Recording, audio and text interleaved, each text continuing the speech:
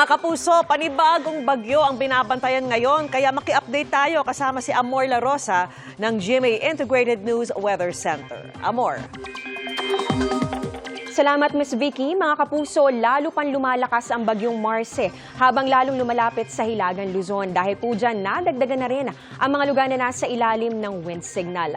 Signal number 1 po dyan sa Batanes, Cagayan, kasama ang Babuyan Islands, Ilocos Norte, Ilocos Sur, Apayao, Abra, Kalinga, Mountain Province at ganun din sa Ifugao. Kasama rin po sa signal number 1 ang northern portion ng Benguet, Isabela, Nueva Vizcaya, Quirino at ganun din ang northern portion ng Aurora. Inaasahan po dito sa mga nabanggit na lugar yung malakas na bugso ng hangin. Posible po na madagdagan pa yan habang patuloy po lumalapit ang bagyo. At ayon po sa Pag-asa, ang pinakamataas na babala, posibleng umabot sa signal number 4.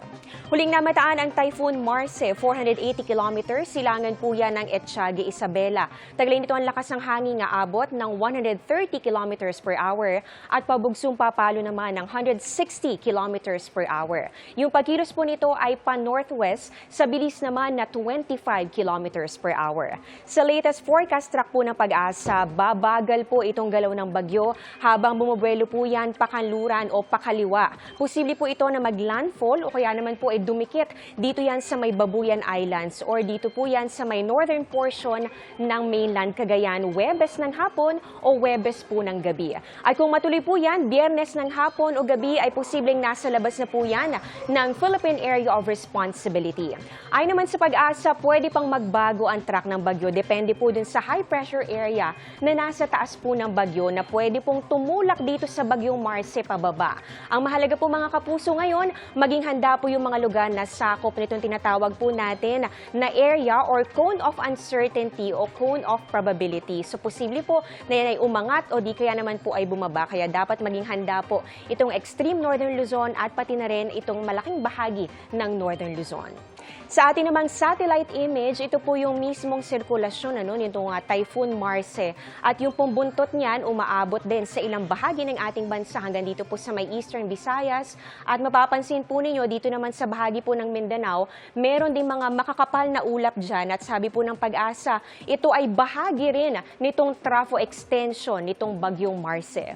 Base po sa rainfall forecast ng Metro Weather, mataas na po ang tsansa ng ulan bukas ng umaga pa lang dito sa may Cagayan, Isabela, ganun din sa may Apayao at ilang bahagi rin po ng Abra, Kalinga, ganun din sa Ilocos Norte. Makikita po ninyo nagkukulay orange and kulay pula, ibig sabihin po yan heavy to intense rains ang mararanasan. So mga matitinding pag-ulan, kaya mataas po ang banta ng baha o landslide. Magpapatuloy po yan sa hapon at may mga pag-ulan na rin sa ilang bahagi po ng Central Luzon, Calabarzon, Mindoro Provinces, Palawan, Bicol Region.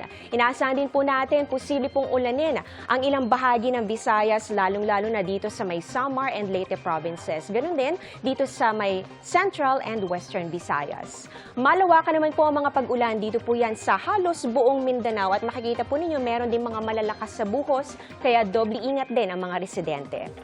Sa Metro Manila naman, may tsansa din po ng ulan badang hapon at gabi pero may mga pagkakataon din po mga kapuso na nagkakaroon po ng thunderstorms kahit madaling araw. Dahil naman sa bagyong Marce at ganoon din po sa northeasterly wind flow, maalon at delikado pong maglayag sa ilang baybayin ng Northern Luzon at ganoon din sa ilang baybayin ng Central Luzon. At yan ang latest sa lagay ng ating panahon. Ako po si Amor La Rosa. Ito ang GMA Integrated News Weather Center. Maasahan anuman ang panahon.